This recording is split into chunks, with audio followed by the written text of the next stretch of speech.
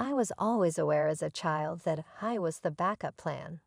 My name is Emma, and I have always been the one in the background as my parents showered my bigger brother, Michael, with chances and attention. It was obvious how differently they regarded us. It wasn't even close. I was always aware as a child that I was the backup plan. My name is Emma, and I have always been the one in the background as my parents showered my bigger brother, Michael, with chances and attention. It was obvious how differently they regarded us. It wasn't even close. While my parents took Michael to his most recent club meeting or singing competition, I recall working alone on my schoolwork at our kitchen table.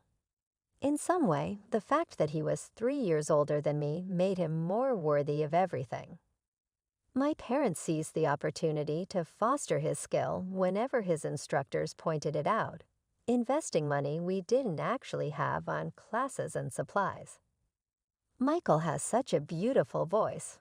Mom would enthusiastically tell anybody who would listen. He's going to be something special one day.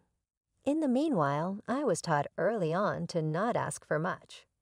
My mother only gave me an apologetic grin when I expressed interest in painting lessons. Honey, maybe next semester. At the moment, Michael's vocal lessons are using all the funds. In Michael's senior year of high school, the difference was even more noticeable. When my parents made their big revelation, I was 15 years old and sat calmly at supper. Dad responded, "We've been saving up," with pride. Additionally, Michael will be sent to Preston College. It is among the state's most esteemed educational institutions.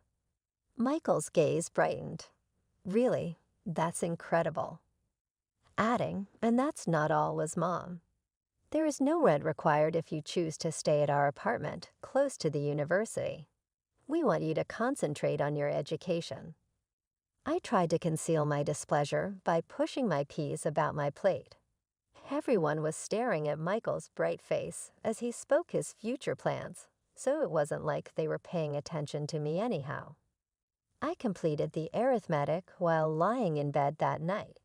There would be nothing left over for my college fund if they were spending this much on Michael's studies and providing him with a free residence. I was struck by the knowledge, but instead of grieving, I began to make plans. I went to my grandparents' antique shop the following day. I told my grandfather what was going on, and he listened. After closely examining me, he added, "Well, Emma, I could just give you the money for college." He stopped and gave his chin a contemplative stroke. "However, I believe that earning it on your own would be preferable. Would you be interested in working here after school?" That was the beginning of it. After school, I started working at the antique store every day as Michael prepared for his renowned college journey. I would serve clients, help catalog products, and learn about the company from my grandfather. Snacks and anecdotes about the vintage items we sold were shared by my grandma. When I took the initiative, my parents' response was revealing. They were relieved, almost appreciative that I had resolved my own issue, when I informed them of my work and my ambitions to save for college. Working at my grandparents' antique business for 3 years went by quickly. Dusting antique furniture and arranging antique jewels had paid off every day. I had enough money set out for education. I didn't mind the lack of fuss when I graduated from high school. It was simply a simple meal at home. I was pleased with my independent accomplishments. I chose a useful business curriculum that wouldn't deplete my money when I enrolled in the nearby public institution. I even had some money left over, and the tuition was affordable. Although it wasn't glamorous, living at home and traveling to school by bus made economical sense. One evening, I brought up the topic, "Mom, Dad, I've been considering purchasing a second-hand vehicle. It would be simpler to go to lessons." Dad seldom took his eyes off his phone. "I apologize, Emma. We just do not now have the funds for it." Mom added, "The bus system is operating well. Many pupils make advantage of it. Recalling how they had assisted Michael in obtaining his license and even helped pay for his first automobile, I held my tongue. However, that was now in the past. My first year of college flew by, and our house was a flurry of activity as I was wrapping up my spring examinations. Michael was a Preston College alumnus. Almost the entire town was invited to the lavish celebration that Mom and Dad arranged for him. Family, friends, and neighbors flocked to our home to celebrate my brother's accomplishment. Michael arrived with a stunning blonde woman on his arm while I was setting up snacks in the kitchen. His girlfriend from college, Sarah. As they entered the room hand in hand, they were grinning. Michael yelled, "Everyone," and demanded instant attention. I have some wonderful news with Sarah. We got engaged. Cheers and congrats broke out throughout the room. Mom started crying with happiness, and Dad gave Michael such a strong back pat that I thought he may topple over. But hold on, there's more. Sarah added in a honey-sweet voice. We'll be relocating to Connecticut following the wedding. There, my parents run a prosperous firm that they would like us to take over. Mom started crying uncontrollably. My little kid is a prosperous entrepreneur. My son is that. With pride, Dad declared, "Knew you were destined for greatness all along." I stood in the corner watching the scene unfold. Nobody seemed to notice that I just finished my freshman year with a 4.0 GPA, or that I'd been working part-time at a local cafe while maintaining my studies. But I was used to it by now. The wedding preparations consumed the next year. While I focused on my studies, now in my third year, Mom and Dad threw themselves into planning the perfect wedding for their perfect son. They took out a substantial loan to cover everything: the venue, the catering, the flowers, the band. Nothing was too good for Michael and Sarah. The wedding itself was exactly what you'd expect: extravagant, emotional, and all about Michael. I stood in my bridesmaid dress, which I had to pay for myself, watching my parents beam with pride as they danced with the happy couple. They'd spared no expense, even though I knew they'd be paying off the loan for years to come. After Michael and Sarah left for Connecticut, I stood in my cramped bedroom at my parents' house, staring at my textbooks. An idea struck me. The apartment where Michael had lived during college was now empty. It was perfectly located near campus, and it would give me some much-needed independence. I approached my parents that evening while they were watching TV. "Mom, Dad, since Michael's apartment is empty now, would it be okay if I moved in there?" They exchanged glances before Mom spoke. "Well, honey, you can move in, but you'll need to pay rent." The words hit me like a slap in the face. Rent, but Michael lived there for free. Dad shifted uncomfortably in his recliner. That was different. We have the wedding loan to pay off now. We need the extra income. I couldn't believe what I was hearing. "I'm your daughter too," I said, my voice trembling slightly. "I've never asked you for anything. I worked for my college money. I take the bus everywhere." Mom held up her hand to stop me. She and Dad had one of their silent conversations, the kind they used to have when deciding whether to spend money on another of Michael's activities. "Fine," Mom finally said. "We'll charge you half the normal rent." I wanted to argue more, but I knew this was the best offer I'd get. "Okay, I'll take it." That weekend, I moved into the apartment. It still had traces of Michael everywhere. Holes in the walls from his college posters, water rings on the coffee table from his late-night study sessions. I took extra shifts at the cafe to cover the rent, often working until closing time. Between classes, studying, and work, I barely had time to sleep. My final year of college passed in a blur of textbooks, coffee shop aprons, and midnight study sessions. Before I knew it, graduation day arrived. While my classmates' families planned parties and celebrations, my parents opted for a quiet dinner at home. They only invited my grandparents, no extended family, no friends, no elaborate catering like Michael's graduation. We sat around the dining room table, eating the lasagna I'd made myself. Grandma reached across the table and squeezed my hand. "Emma, dear, we're so proud of you," she said warmly. "Graduating with highest honors while working part-time, that's quite an achievement." Before I could respond, Mom's phone buzzed. Her face lit up as she read the message. "Oh, speaking of achievements," she interrupted. "Michael just texted. The business is doing wonderfully. He says they're expanding into 2 new locations." I watched as my graduation dinner turned into a celebration of Michael's success in Connecticut. My grandparents exchanged knowing looks, and Grandpa squeezed my shoulders supportively. My hard work in college paid off sooner than I expected. Within 2 weeks of graduation, I landed a position at Anderson and Mitchell, one of the most prestigious firms in the city. The starting salary was better than I dared hope for, and I was thrilled to finally be starting my career. That excitement lasted exactly 3 days until my parents found out about my salary. "Emma," Mom said during one of her unexpected visits to the apartment, "now that you're making good money, you should start paying the full rent amount."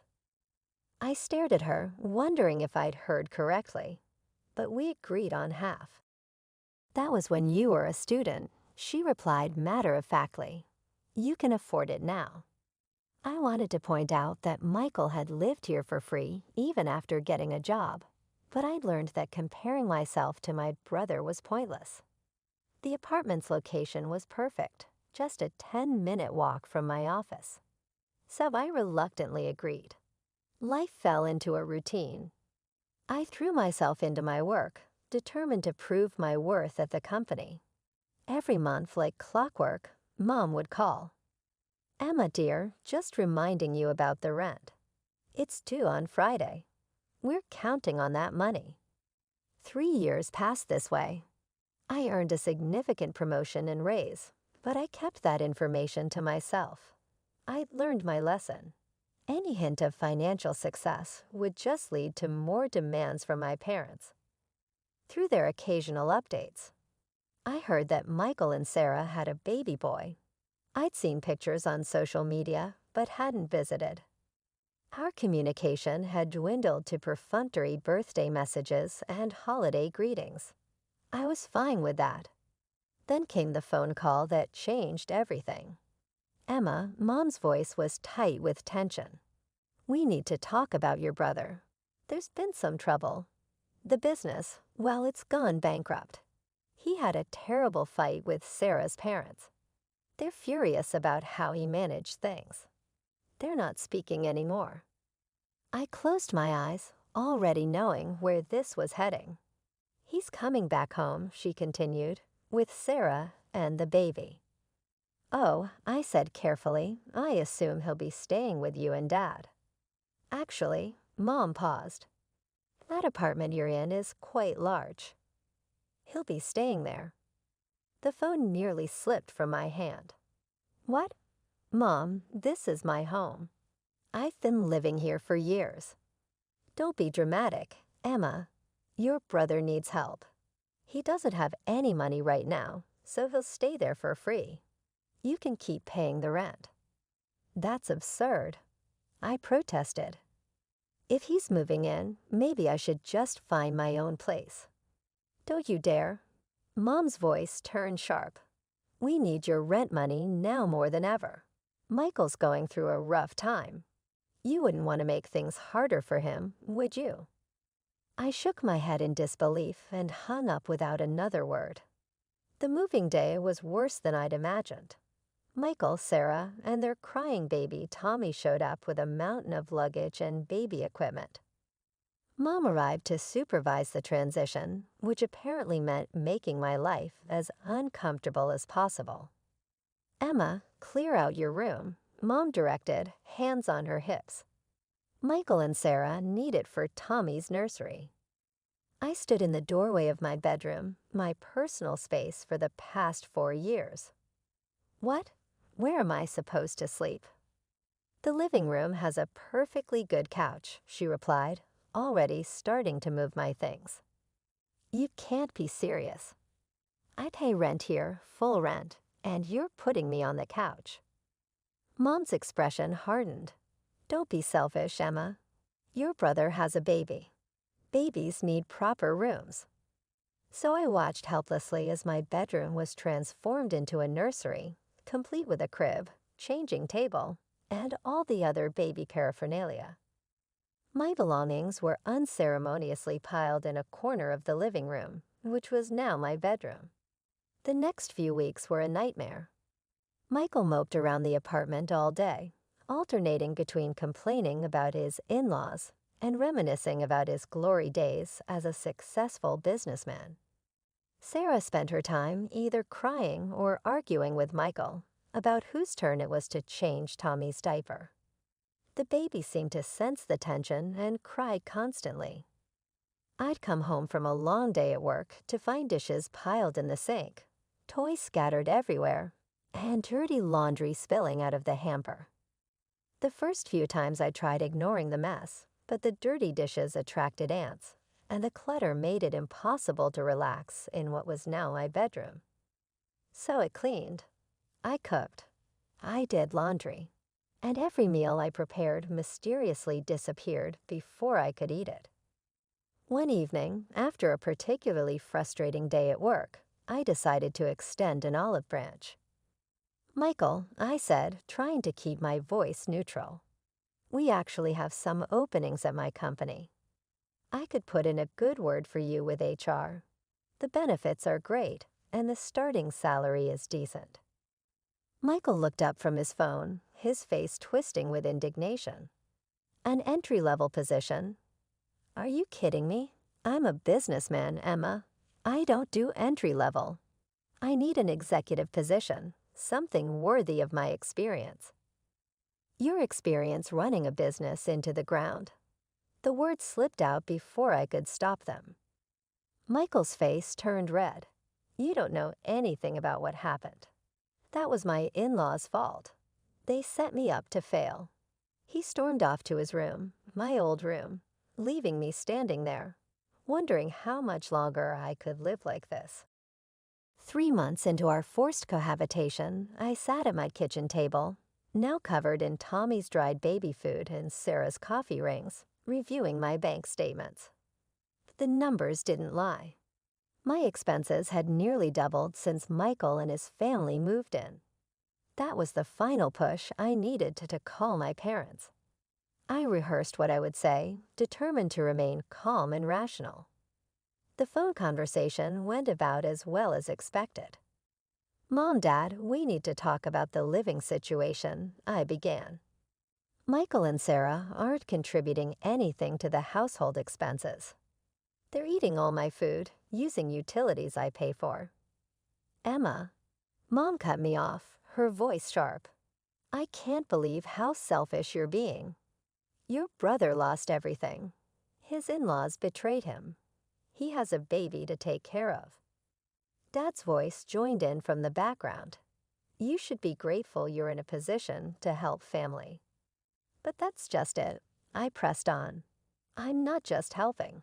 I'm carrying the entire financial burden. They don't buy groceries. They don't. Mom snapped. Your brother is going through a difficult time. This isn't forever. You need to be more understanding. That night, I opened my laptop and started searching for apartments. I bookmarked several promising options, all within walking distance of my office. Just in case, I told myself. Just in case things get worse. Things got worse. Exactly 2 weeks later, I was sitting on my couch bed, trying to focus on work documents while Tommy wailed in the background and Michael and Sarah had their fourth argument of the day. The doorbell rang and my parents walked in without waiting for anyone to answer. Mom had that look on her face, the one she used to get right before announcing Michael had been enrolled in another expensive program. Dad stood behind her, avoiding eye contact. "Emma, we need to discuss the rent," Mom announced. I looked up from my laptop. "I paid this month's rent on time, as always." "Yes, but starting next month, we're doubling it." The room fell silent. Even Tommy stopped crying. I stared at my mother, certain I had misheard. "Double? But I'm already paying the full market rate." Mom gestured around the apartment. "Well, now there are more people living here. More wear and tear on the property. More utilities being used. It's only fair that the rent reflects that." "Fair?" I couldn't help but laugh. "How is it fair that I should pay double rent for being forced to sleep on a couch in my own living room? If anyone should pay more, it should be Michael. Heck, he's not paying anything." Michael jumped up from his chair. "This is ridiculous. I lost everything, and now you want me to pay rent." "Of course not, sweetie," Mom soothed before turning back to me with a harder expression. "Emma, you have a good job. You can afford this. Your brother needs time to get back on his feet." I looked at each of their faces, Mom's stern expectation, Dad's awkward avoidance, Michael's entitled indignation, Sarah's smug satisfaction. 3 months of built-up frustration threatened to explode, but I swallowed it down. Instead, I simply nodded. "Fine," I said quietly. "Double rent starting next month." Mom's face broke into a satisfied smile. She and Dad left shortly after, clearly pleased with how smoothly their announcement had gone. They had no idea they'd just given me the push I needed to finally make my decision. Later that evening, while trying to read a book on my uncomfortable couch bed, I overheard Michael and Sarah talking in the kitchen. They were trying to whisper, but their excitement made them careless. "Can you believe it?" Sarah giggled. "Your mom just told me they're going to give us half of Emma's rent money every month." Michael's smug reply made my blood boil. "Of course they are. They understand." "We need help right now. Emma," Sarah continued, "makes plenty of money. She can support us for a while. This is perfect. We get to live here for free, and we'll even have spending money. Your sister doesn't need to know." I lay there, gripping my book so hard my knuckles turned white. All this time, I thought my parents were just being unfair, but this was a calculated scheme. They weren't just enabling Michael. They were actively planning to use me to fund his laziness. I grabbed my laptop and pulled up the apartment listings. One caught my eye. A modern one-bedroom in a quiet building, actually closer to my office than the current apartment. The rent was exactly what I'd been paying before the proposed increase. I called the number immediately, trying to keep my voice down. "Hi, I'm interested in the apartment on Cedar Street." "Yes, I could come see it right now if that's possible." "Perfect, I'll be there in 15 minutes." The apartment was everything I hoped for: clean, quiet, and Michael-free. I signed the lease on the spot and paid the security deposit with my emergency savings. Back at the apartment, I waited until everyone was asleep before quietly packing my essential belongings into 2 large suitcases. I left my furniture. It wasn't worth the hassle, and I could buy new pieces that didn't have memories of this mess attached to them. The next morning, I wheeled my suitcases to the door while Michael sat at the kitchen table, scrolling through job listings he had no intention of applying to. "Going somewhere?" he asked, barely looking up. "Month-long business trip," I lied smoothly. "Big project in our Cincinnati office." He just grunted, already uninterested. I moved into my new apartment that evening, ordering takeout and sitting on the floor of my empty living room. The silence was beautiful. No crying baby, no arguing couple, no guilt-tripping parents, just peace. For the next month, I lived quietly in my new home. I bought a comfortable bed, a cozy couch that wasn't a bed, and kitchen supplies that only I would use. I cooked meals that stayed in my refrigerator until I ate them. I slept through the night without being awakened by Tommy's crying. Then, right on schedule, my phone rang with my mother's number. Emma, she snapped without preamble. Why haven't you sent the full rent payment we agreed on? Double, remember. I couldn't help but laugh. Actually, Mom, I know all about your little arrangement with Michael and Sarah. Were you planning to tell me that half my rent money was going straight into their pockets? That's none of your business. Your brother needs. No, Mom, I cut in, still laughing. For the first time in his life, my brother needs to mature and accept responsibilities.